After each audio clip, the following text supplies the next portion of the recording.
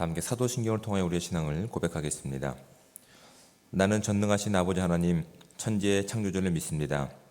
나는 그의 유일하신 아들 우리 주 예수 그리스도를 믿습니다. 그는 성령으로 잉태되어 동정녀 마리아에게서 나시고 본디오 빌라도에게 고난을 받아 십자가에 못 박혀 죽으시고 장사된 지 사흘 만에 죽은 자 가운데서 다시 살아나셨으며 하늘에 오르시어 전능하신 아버지 하나님 우편에 앉아 계시다가 거기로부터 살아있는 자와 죽은 자를 심판하러 오십니다. 나는 성령을 믿으며 거룩한 공교회와 성도의 교제와 죄를 용서받는 것과 몸의 부활과 영생을 믿습니다. 아멘.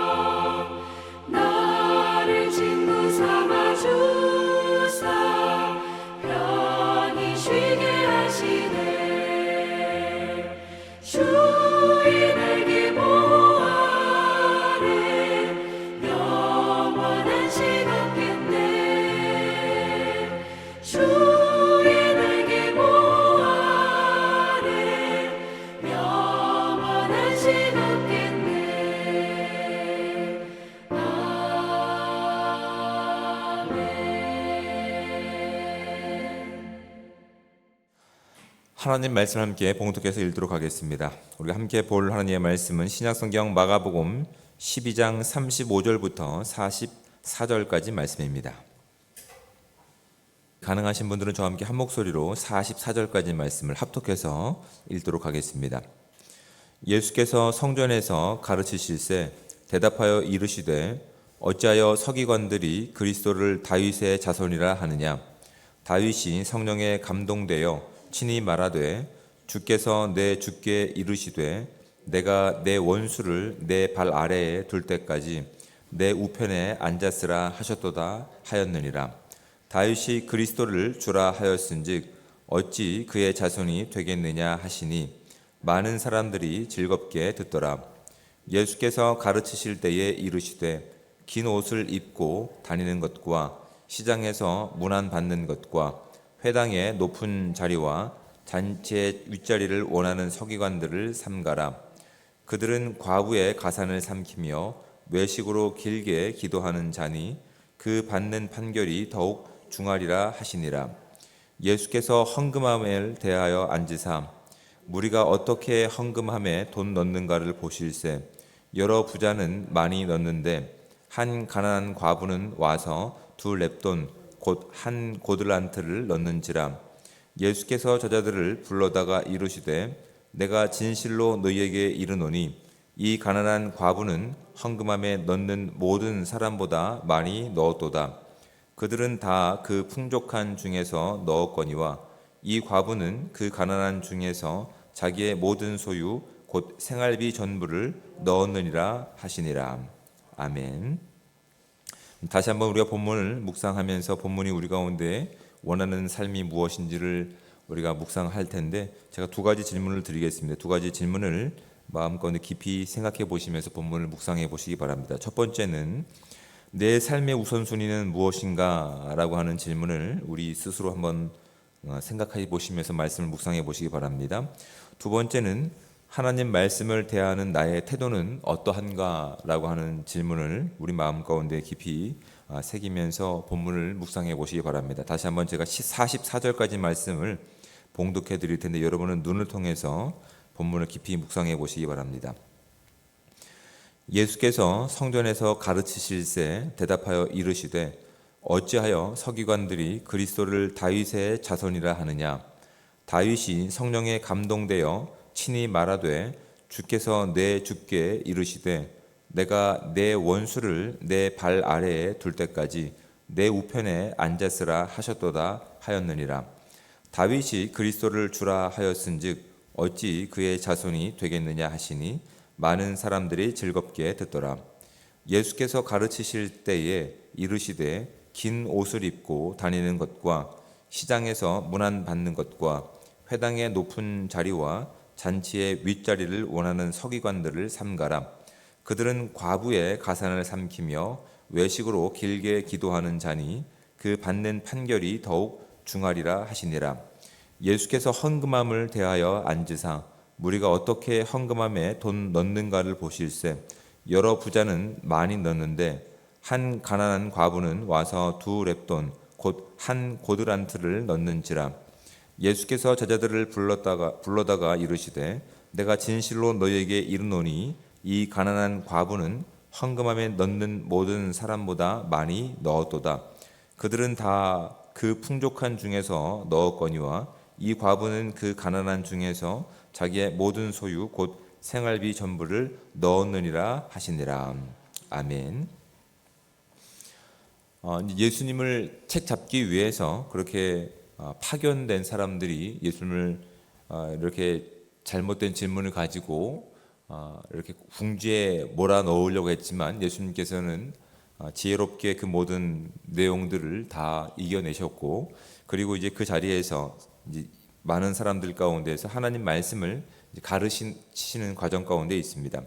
이렇게 가르치시면서 단순히 어떤 한 특정 부류뿐만 아니라 사실은 하나님 말씀을 이렇게 대언하는 예수님을 통해서 모든 사람들이 하나님의 말씀을 대하는 삶, 또한 그 말씀대로 사는 삶이 어떠한 것인지를 세 가지 과정을 통해서, 세 가지 또 상황을 통해서 우리 가운데 말씀을 하고 계십니다. 첫 번째는 이제 하나님 말씀을 대하는 이제 태도에 대해서 이제 말씀하시는데, 그 당시 이제 하나님 말씀을 낭독하는 사람들은 서기관들입니다. 하나님 말씀을 보호하고 낭독하고 읽어주고 거기에 대한 질문을 서기관들이 이제 제사장 계열이기 때문에 이제 하게 되는데, 이제 정말 그들이 하나님 말씀에 대한 바른 그 자세와 가르침이 있다고 한다면 그 하나님 말씀 문서로 기록된 부분만 보호하는 것이 아니라 하나님께서 이 땅 가운데 우리에게 원하시는 말씀을 하나도 빠짐없이 다 전할 수 있어야 됩니다.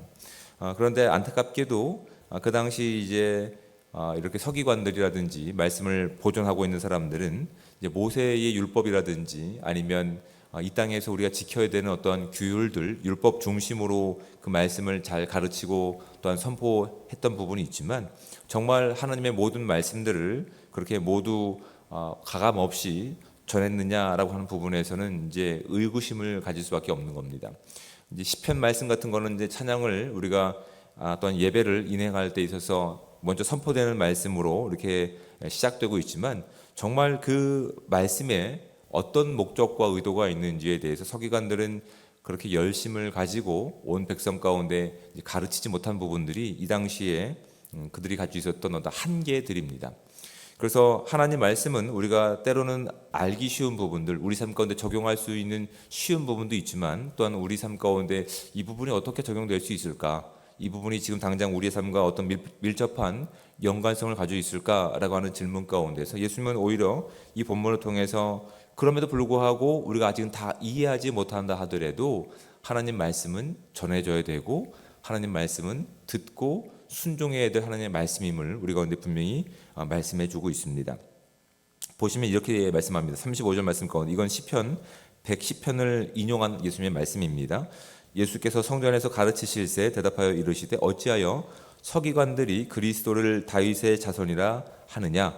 다윗이 성령에 감동되어 친히 말하되 주께서 내 주께 이르시되 내가 내 원수를 내 발 아래에 둘 때까지 내 우편에 앉았으라 하셨도다 하였느니라. 지금 다윗의 이 감사의 이런 시편 고백은 성령의 감동함을 따라서 누구를 예표하고 있냐면 예수 그리스도를 예표하고 있는 겁니다. 이런 부분에 대해서 우리가 당연히 말씀을 문자적으로 읽는 것뿐만 아니라 하나님께서 지혜를 주셔서 그 성령의 감동함을 통해서 이들의 고백이 무엇을 의미하고 있으며 또한 누구를 드러내고 있는지를 우리는 날마다 상고하면서 또한 하나님께 지혜를 구하는 삶을 살아야 함을 성경은 이렇게 우리 가운데 분명히 가르치고 있는 겁니다. 그래서 저도 설교할 때 이 주제 설교보다는 강의 설교를 그래서 제가 좋아하는 이유가 그런 이유입니다. 주제 설교는 우리 시간 가운데 또한 우리의 태도 가운데서 필요한 부분들을 이렇게 발췌해서 그렇게 어떻게 살아봅시다라고 얘기할 수 있지만, 사실 주제 강의가 아니라 이 강해 설교라는 한 부분은 하나도 빠짐없이 다 하나님 말씀이 우리 가운데 어떻게 요청하고 있으며 그 내용들을 우리 가운데 비록 어렵다 하더라도 알아가면 우리가 하나님 말씀에서 벗어나지 않고 하나님께서 우리 가운데 원하시는 삶을 살아갈 수 있기 때문에 저는 사실 주제의 설교보단 강해를 더 좋아합니다. 그래서 하나도 빠짐없이 이 모든 말씀 가운데 하나님이 우리 가운데 무엇을 원하시고 이 말씀들이 예수 그리스도의 십자가와 어떻게 연관되어 있는지를 알아가는 것이 하나님 말씀을 우리가 잘못 대하지 않고 바로 알 수 있는 참 좋은 방법인 것 같습니다. 그래서 바라기는 우리 모두가 이렇게 하나님 말씀을 꿀송이보다 더 귀하게 여겨서 적어도 여러분은 제 수준까지 오시고 저는 여기서 멈추지 않고 더 성장해서 우리가 하나님께서 기뻐하시는 삶으로 나아갈 수 있는 삶 되시기를 주님으로 축복을 드립니다. 그래서 하나님 말씀을 대하는 태도를 일부 사람이 아니라 전체의 삶 가운데 그렇게 적용하신 이후에 그 다음에 이제 38절 말씀에 보시면 이제 일부 사람들이죠. 서기관들이라 등장하고 있는 사람들의 삶의 태도를 지적하고 계십니다. 여기서 말씀하시는 것은 서기관들은 외형적으로 보기에 하나님 말씀을 많이 알고 있으며 또한 그들이 입고 있는 겉옷을 통해서 그들은 정말 거룩하고 또 하나님께 성별받은 사람들로 분명히 보여줄 수 있지만, 예수님께서는 그들이 사람들 시선으로부터 그냥 어떤 보여지는 모습 가운데 놓여 있는 것이 아니라 또한 그들의 인생이 누구의 시선으로부터 자유롭지 못하다는 사실을 알게 하시냐면 하나님의 시선으로부터 자유롭지 않다는 사실을 우리 가운데 말씀해 주고 있습니다. 여러분, 단순히 이것은 그 당시 서기관들뿐만 아니라 오늘날 우리에게도, 우리는 서기관이 아니라 하더라도 우리의 시선이 단순히 사람들의 시선 가운데서만 멈춰 있는 것이 아니라 하나님의 시선으로부터도 우리가 늘 이렇게 노출됐다는 사실을 좀 온전히 믿고 또한 신앙생활 할 수 있는 저와 여러분들 되시기를 주님의 축복드립니다. 왜냐하면 우리도 사실은 사람들의 시선을 많이 의식합니다. 그래서 설교할 때도 또한 기도할 때도 봉사와 또는 사람들을 섬길 때에도 사람들의 시선으로부터 자유롭지 못합니다. 이건 어느 누구나 다 해당됩니다. 그건 좀 분명하기 때문에 그것만 주의하는 것이 아니라 사람들의 시선뿐만 아니라 지금 우리의 모든 시간과 삶 가운데 누가 지금 함께하고 계십니까? 우리 하나님께서 함께하고 계십니다. 우리가 일차적으로 조심해야 될 시선은 사람들의 시선이 아니라 우리와 함께 하시는 하나님의 시선이라는 사실을 지금 예수님께서는 외식하는 서기관들의 모습을 통해서 우리가 깨닫기를 원하고 계시는 겁니다. 우리는 말씀을 통해서 또한 직접 말씀하시는 하나님의 어떤 시선뿐만 아니라 우리와 함께 하시는 성령님의 역사함을 통해서 그 시선으로부터 자유롭지 못하고, 또한 우리와 함께하는 사람들의 시선으로부터 우리는 자유하지 않습니다. 또한 내 스스로도 나는 나를 잘 알고 있습니다. 그래서 우리는 기독교인들은 특별히 세 가지 시선에 우린 노출된 사람이라고 얘기합니다. 첫 번째는 나의 시선, 또한 주변의 시선, 또한 하나님의 시선으로부터 자유하지 않습니다. 우린 늘 노출되어 있습니다. 그러니 그 말씀 가운데 늘 함께 하시는 하나님의 말씀 가운데 어떤 시선보다 하나님의 시선 가운데 우리가 크게 두려워하고 또한 기뻐하는 삶을 살아갈 수 있는 그런 자유함이 우리 모두 가운데 함께 하시기를 주님의 축복을 드립니다. 세 번째는 이런 내용입니다. 이제 헌금함에 대해서 마주 앉으시고 그렇게 이제 우리의 삶의 중심이 어떤 것인지를 예수님께서는 알기 원하십니다. 이 당시에 이제 보면 이제 이방인의 뜰과 여인의 뜰 사이에 이제 13개의 연보함이 있다라고 얘기합니다.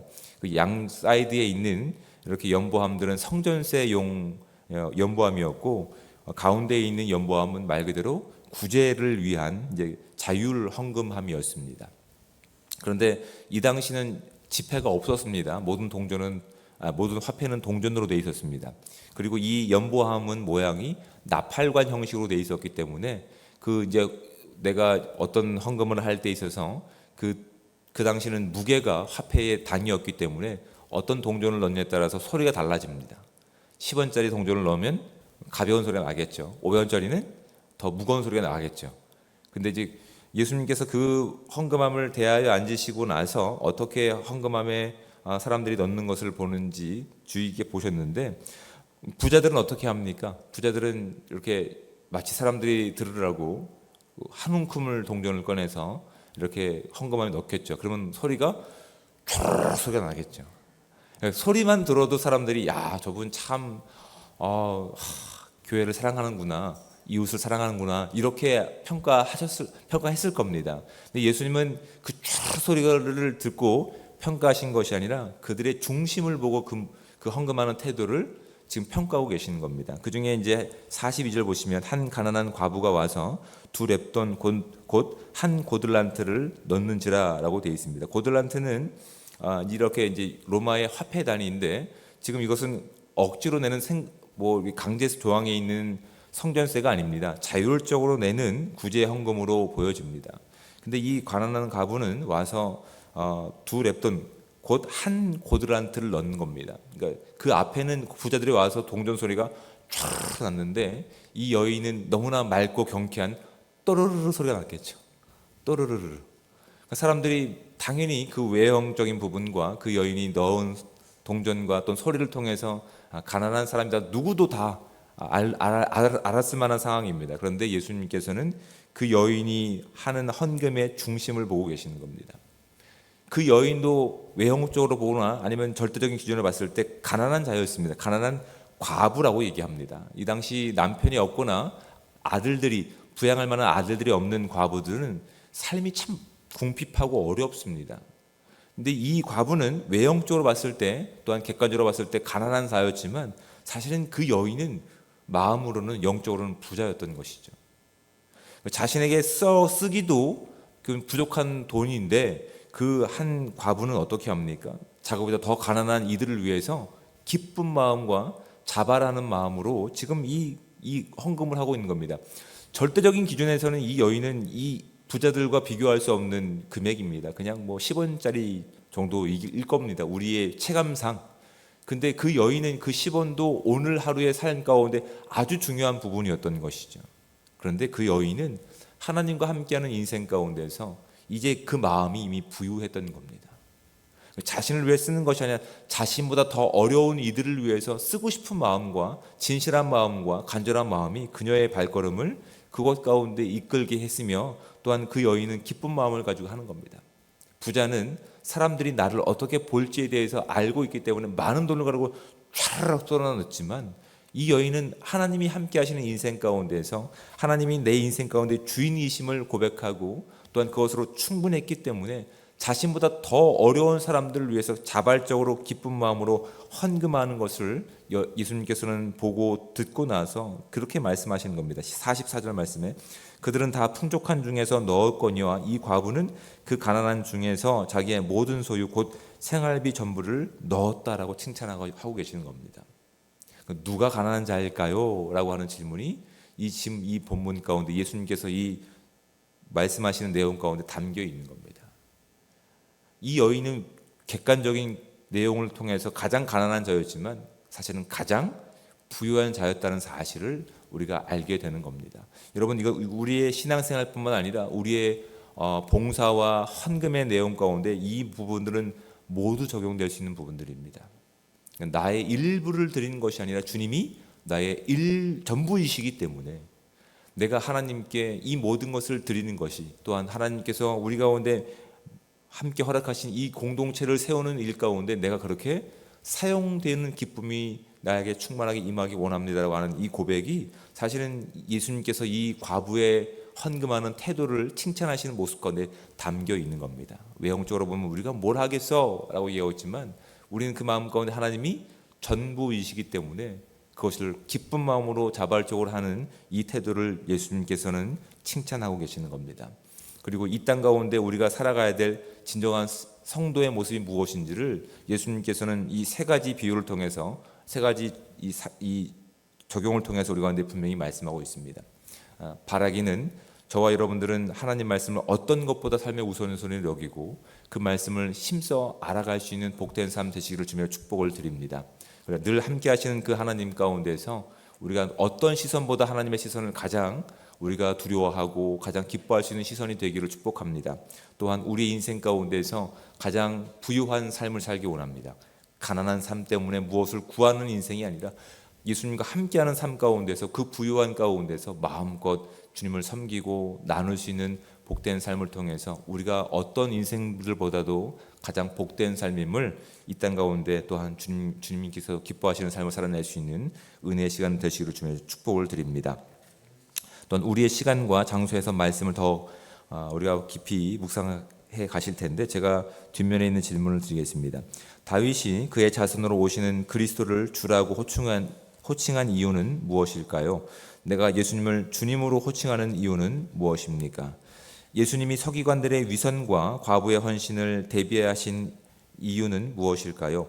위선과 진실한 헌신을 구별하시는 주님 앞에서 나는 어떠한 모습으로 헌신해야 합니까? 라는 질문을 우리의 시간과 또한 장소에서 깊이 말씀을 묵상해 보시면서 오늘도 주님께서 원하시는 거룩한 삶, 주님과 함께하는 복된 삶 되시기를 우리 주님으로 축복을 드립니다. 기도하겠습니다.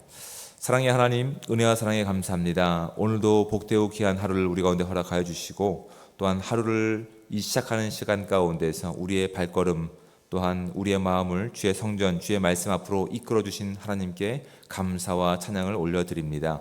우리의 객관적인 오늘의 모습은 어제보다 못한 육신의 후패함을 가지고 있지만 또한 우리의 마음과 우리의 또한 기억력도 예전보다 못하지만 하나님을 향한 열정은 사그라들지 않고 하나님을 향한 그 진실한 마음이 계속해서 우리 가운데 샘솟게 오늘 하루를 열어주셨사오니 하나님 이 시간이 주님과 함께하는 복된 시간 되게 도와주시며 주님의 말씀을 가장 우선순위로 세울 수 있는 진정 주님께서 기뻐하시는 복음의 근거를 가지고 나갈 수 있는 은혜의 삶, 성도의 삶 될 수 있도록 주여 함께하여 주시옵소서. 그래서 하나님 세상 가운데 우리가 휩쓸리는 것이 아니라 세상 가운데 당당하게 그 복음으로 살아낼 수 있는 귀한 이 공동체를 통해서 이 땅 가운데 진정한 예수 그리스도의 사랑과 십자가의 능력을 전할 수 있는 은혜의 시간들 될 수 있도록 주님 함께하여 주시옵소서. 하나님 우리의 마음을 주님께서 붙잡아 주셔서 늘 부유한 인생 가운데 늘 풍족한 인생 가운데 아니 생명을 가지고 있는 그 여유로움 가운데서 진정 이 땅 가운데 늘 부족하여서 구걸하고 있는 인생 가운데서 우리가 가지고 있는 예수 그리스도의 그 놀라운 생명들, 예수 그리스도의 변함없는 그 풍부함들을 우리가 마음껏 전하고 함께 나눌 수 있는 그런 은혜의 시간들을 될 수 있도록 오늘 하루도 축복하여 주시옵소서. 오늘 오늘 하루의 모든 삶을 주님 앞에 의뢰할 때마다 주의 거룩하신 능력과 영광만 드러나기 원하오며 사랑이 많으신 예수 그리스도의 이름으로 기도드립니다. 아멘. 하늘에 계신 우리 아버지, 아버지의 이름을 거룩하게 하시며 아버지의 나라가 오게 하시며 아버지의 뜻이 하늘에서와 같이 땅에서도 이루어지게 하소서. 오늘 우리에게 일용할 양식을 주시고 우리가 우리에게 잘못한 사람을 용서하여 준 것 같이 우리 죄를 용서하여 주시고 우리를 시험에 빠지지 않게 하시고 악에서 구하소서. 나라와 권능과 영광이 영원히 아버지의 것입니다. 아멘.